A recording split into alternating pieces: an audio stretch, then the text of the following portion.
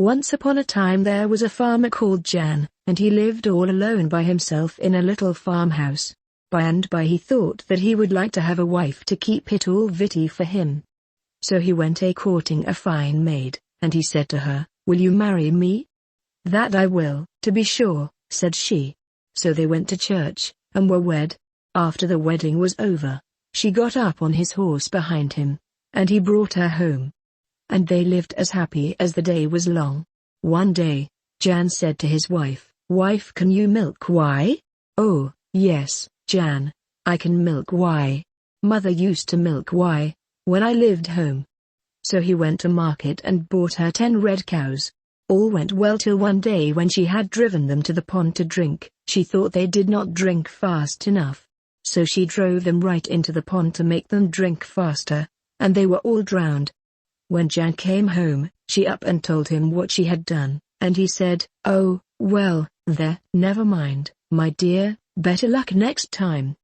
So they went on for a bit, and then, one day, Jan said to his wife, "Wife, can you serve pigs?"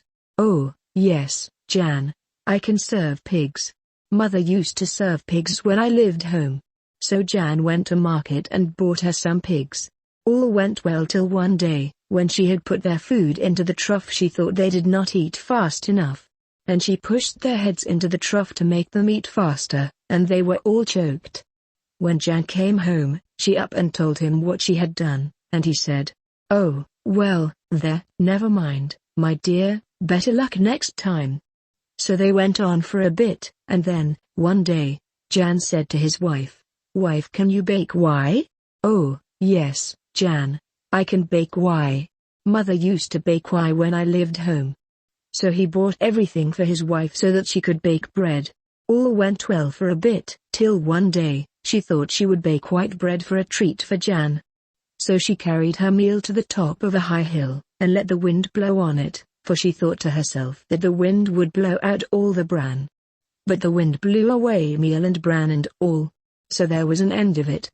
When Jan came home, she up and told him what she had done, and he said, "Oh, well, there, never mind, my dear, better luck next time." So they went on for a bit, and then, one day, Jan said to his wife, "Wife, can you brew why?" "Oh, yes, Jan, I can brew why. Mother used to brew why when I lived home." So he bought everything proper for his wife to brew ale with. All went well for a bit, till one day when she had brewed her ale and put it in the barrel, a big black dog came in and looked up in her face. She drove him out of the house, but he stayed outside the door and still looked up in her face. And she got so angry that she pulled out the plug of the barrel, threw it at the dog, and said, "What dost look at me for? I be Jan's wife." Then the dog ran down the road, and she ran after him to chase him right away. When she came back again, she found that the ale had all run out of the barrel, and so there was an end of it. When Jan came home, she up and told him what she had done, and he said, "Oh well, there, never mind, my dear, better luck next time." So they went on for a bit, and then, one day, she thought to herself, "It's time to clean up my house." When she was taking down her big bed, she found a bag of groats on the tester. So when Jan came home, she up and said to him, "Jan, what is that bag of groats on the tester for?" "That is for hereafter this, my dear." Now, there was a robber outside the window, and he heard what Jan said. Next day, he waited till Jan had gone to market, and then he came and knocked at the door. "What do you please to want?" said Molly. "I'm here after this," said the robber, "I have come for the bag of groats." Now the robber was dressed like a fine gentleman, so she thought to herself it was very kind of so fine a man to come for the bag of groats, so she ran upstairs and fetched the bag of groats, and gave it to the robber, and he went away with it. When Jan came home, she said to him, "Jan, hereafter this has been for the bag of groats." "What do you mean, wife?" said Jan. So she up and told him, and he said, "Then I'm a ruined man, for that money was to pay our rent with. The only thing we can do is to roam the world over till we find the bag of groats." Then Jan took the house door off its hinges. "That's all we shall have to lie on," he said. So Jan put the door on his back, and they both set out to look for Hereafterthis. Many a long day they went, and in the night Jan used to put the door on the branches of a tree, and they would sleep on it.